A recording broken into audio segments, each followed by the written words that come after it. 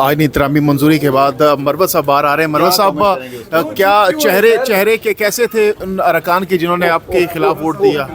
جن اراکین نے ووٹ نہیں دیا پارٹی کے کمانڈ پہ اور حکومت کی ایما پہ ووٹ دیا، ان سب کے حوالے سے 2-3 واضح باتیں کر دوں. ہمارے 9 ممبران اسمبلی کو آج لایا گیا تھا، 5 کو پیش کیا گیا اور 4 کو ریزرو میں رکھا گیا تھا. کچھ اور لوگ بھی ان کے پاس ریزرو میں ملے ہوئے تھے اور ماشاءاللہ یہ اخراجات آصف علی زرداری صاحب نے کیے تھے جو ادائیگیاں کی ہے. کتنی سر؟ ارب لگ بھگ ریٹ لگایا انہوں نے، اور یہ ضمیر خریدے لوگوں کے. انہوں نے ہر مہینے کو اپروچ کیا ہے اور ہمیں یہ بتاتے ہوئے دکھ ہو رہا ہے کہ جو ضمیر فروش جو خان کے نام پہ ووٹ لے کے آج ان کے ساتھ بیٹھے تھے، تو میں نے اور عمر ایوب خان نے ان کی تصاویر لینے کی کوشش کی. جب یہ ووٹ کے لیے کھڑے ہوئے تو ہاتھوں میں کاغذ اٹھا کے انہوں نے اس طرح رکھ لیے تاکہ اپنے چہرے چھپا سکے. لیکن پاکستان تحریک انصاف کے لوگوں کو یہ میں بتا دوں، ان لوگوں نے ہمیں بھی ماموں بنایا. پہلے خبر ڈال دیتے تھے کہ جناب فلاں کا بچہ اٹھا لیا، فلاں کا یہ اٹھا لیا. یہ ساری جو ہے ملی بھگت ہوتی تھی، کوئی اٹھانا مٹھانا نہیں ہوتا تھا. صرف پیسوں پہ یہ بکے ہیں، کیونکہ اگر زبردستی کرتے تو دنیا تھی. اور ان لوگوں نے یہ اٹھائے جانے کو جواز بنایا ہے.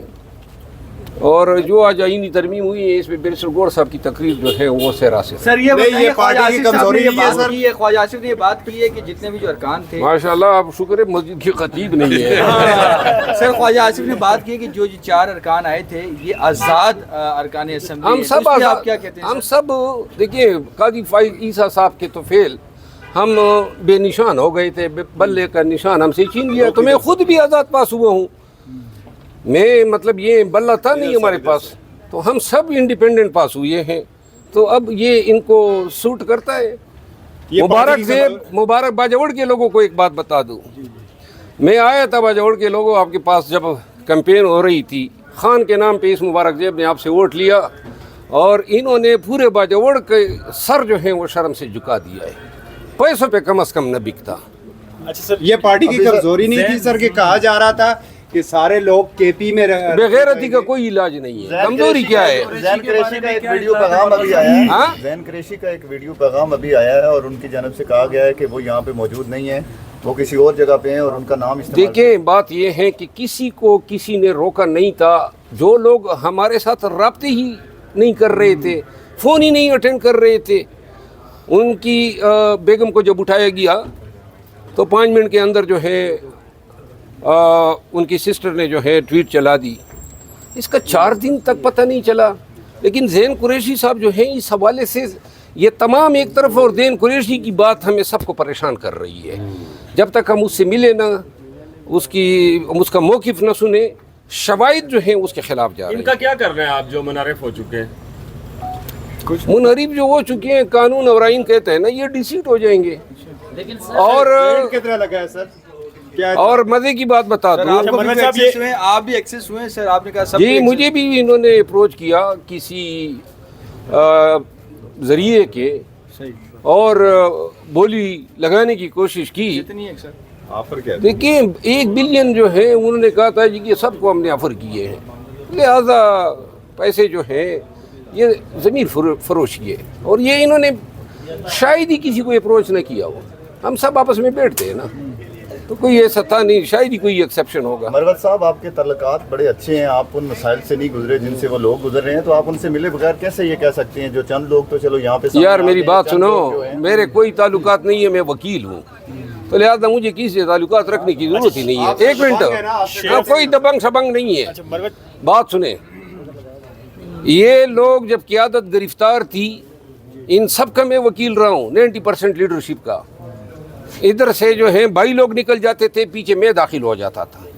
تو لہٰذا ان تمام کنڈوں کو سے میں اچھی طرح واقف ہوں. اچھا مروت صاحب یہ کہیے گا کہ آئندہ کا پی ٹی آئی کا لائحہ عمل کیا ہونے جا رہا ہے؟ کنسٹیٹیوشنل بینچ کو لے کر جو آپ کے اعتراضات تھے ان کا کیا ہوگا؟ کیا امینڈمنٹ یہ کہیں چیلنج کریں گے؟ چونکہ اب آپ کے پاس بظاہر کوئی آپشن نظر نہیں آ رہا پی ٹی آئی کے پاس. ایک بات میں بتا دوں، بیرسٹر گوہر صاحب کی تقریر کی تعریف کیے بغیر میں نہیں رہ سکتا ہوں.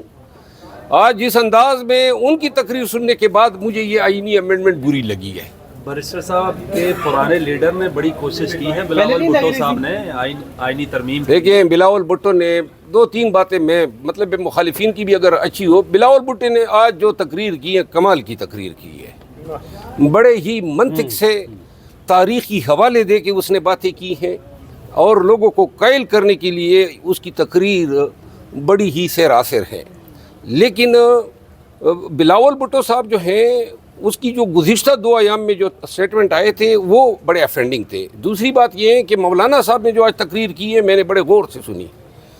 کیا فصاحت و بلاغت ہے اس کی زبان میں, ماشاءاللہ. یہ داد دیے بغیر آدمی نہیں رہ سکتا ہے. خواجہ آصف کے بارے میں کیا کہیں؟ یار پہلے وہ ایک بات تو مکمل ہونے دو نا. تم پرسنوں میں کہتے ہیں بڑوندہ ہے, تم بڑوندے بہت زیادہ ہو.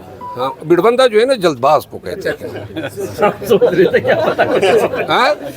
رہے تھے کیا پتا کوئی غلط بات ہے. غلط یار, میں نے کبھی کسی کو غلط بات کہی ہے ماشاءاللہ. اچھا کنٹینیو کریں سر. تو یہ جو مولانا صاحب نے آج تقریر کی ہے بڑی کمال کی تقریر کی ہے.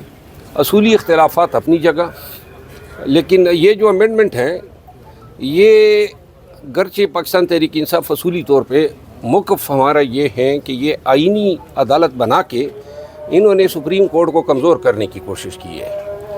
اور بقیہ جو تھی ملٹری کورٹس والی باتیں, آرٹیکل 8 کی امینڈمنٹ والی باتیں, آرٹیکل 63 کی امینڈمنٹ والی باتیں, وہ بڑی زہریلی ہوتی.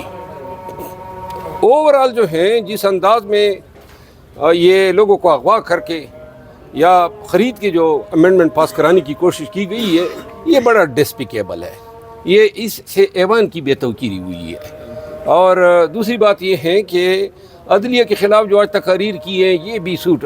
خواجہ آصف صاحب نے ایک لفظ استعمال کیا, یہ 8 آنریبل جج صاحبان جو ہیں سپریم کورٹ کی ان سب کے سامنے ہم پیش ہوتے ہیں, ان کے کیا کوئی سیاسی مقاصد ہو سکتے ہیں؟ منصور علی شاہ جیسا آدمی جو ہمیشہ بائی بک گیا ہے اس کی کیا مقاصد ہو سکتے ہیں؟ لیکن وہ یہ کہتے ہیں, اور جسٹس عائشہ کی ریمارکس کہ بھئی آپ یہ چھوڑیں کہ پی ٹی آئی کو سیٹیں ملے یا نہیں ملے, نون والے اور جے یو آئی والے اور ایم کیو ایم والے یہ بتائیں کہ آپ کو کیوں ملے, کوئی جواب ہے کسی کے پاس؟ تو لہٰذا یہ جج صاحبان جو ہیں ان کے خلاف خواجہ آصف صاحب نے گینگ اپ کا ایک لفظ استعمال کیا. ہماری عدلیہ بے شک ماضی میں کوئی ان کا بھی کوئی درخشاں یہ ماضی نہیں ہے.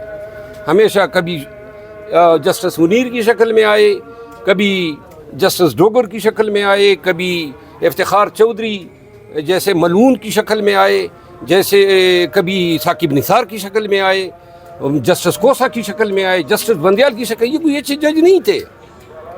ان لوگوں نے اپنا کام چھوڑ کے وہ کام کرنا شروع کیا جو ان کا تھا ہی نہیں.